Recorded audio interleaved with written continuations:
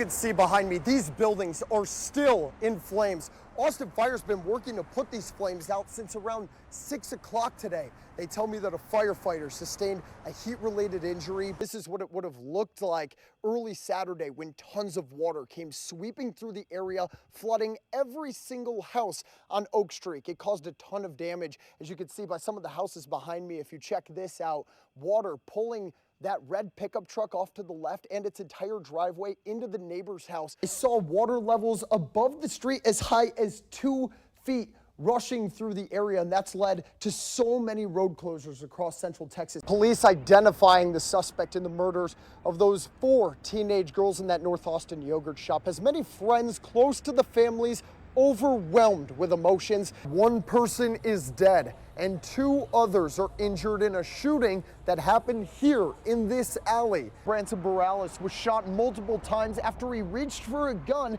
during a routine traffic stop. I want to draw your attention back here into the water. You can see lights on a couple of boats that are circling this area. Once redistricting became the priority, they felt there was only one thing they could do: leave the state. We're here on a dock that just a couple of days ago was surrounded by land and up on the rocks, and now, due to the heavy rain that we got, we're here floating in the water. How this new technology works is when the lights of the fire truck turn on, road users using the Waze GPS system will receive a little notification of an emergency vehicle icon, and that'll let them know how far it is away, coming from the next 2.5 miles. Yeah, TxDOT says they're going to be doing their job to make sure roads are safe, but it's up to the people using the roads to continue following the rules. Want to point out this morning is if we look down here, sidewalks are a little bit glossy.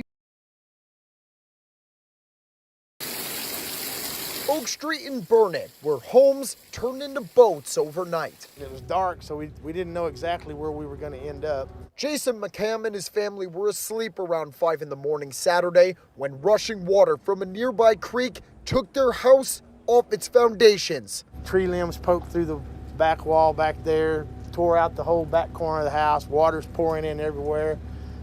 All we did was get up here by this window because this was the highest point of the house. And then there was a loud smack. McCam's house crashed into his neighbor Dottie Bai's house across the street. You know, if they wanted to come visit me, I would invite them over. They didn't have to come that way.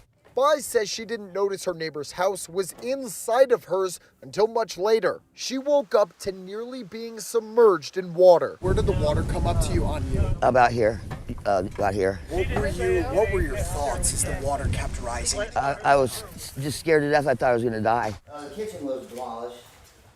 The water came, I'll show you where the water came in. This is the inside of her home after the water receded. Many other houses on Oak Street look just like this, including Jennifer Nicholson's. That's my life. That's my life sitting in my front yard. Burnett County Emergency Management says rescue efforts are in full swing. They divided the county into a north and a south division and are using units in the air, on the ground, and in the water to find missing people. Despite the tragedy, the neighborhood is rallying together. Brings tears to my eyes. All the neighbors have been so good to us. The place is packed, and all of a sudden, I was like, pew.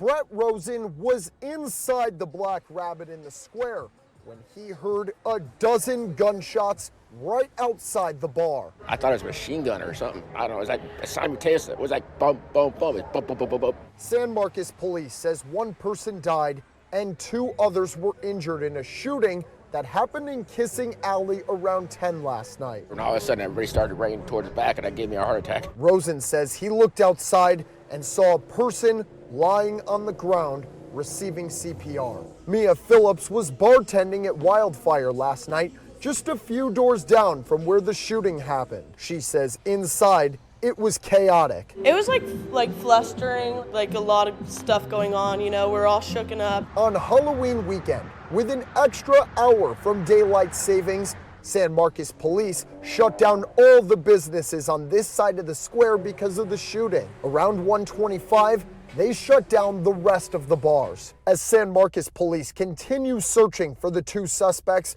Phillips says what happened here is frustrating. This should not be happening on the square. Like, this is such a friendly place, you know, everybody knows each other, and this should definitely not be happening. It's sad.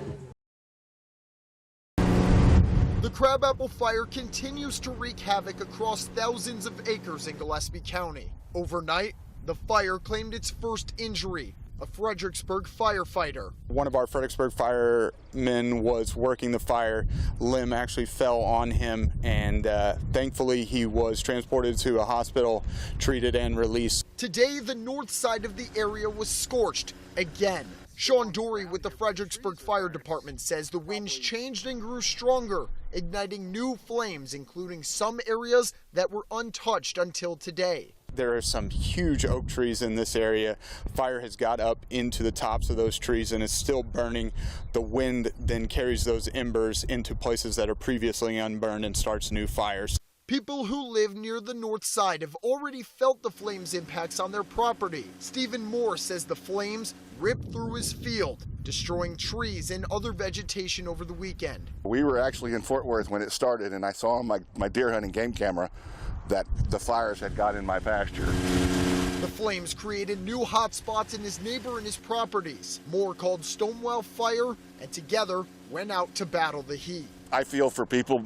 I knew our stuff is fine. I'm worried about all of our neighbors. But if you'll excuse me real quick, I got to deal with these guys right here. Absolutely. We do have a hot spot. Thank you. You mind if I jump on right here? We're going to go up here, go through that second gate and follow.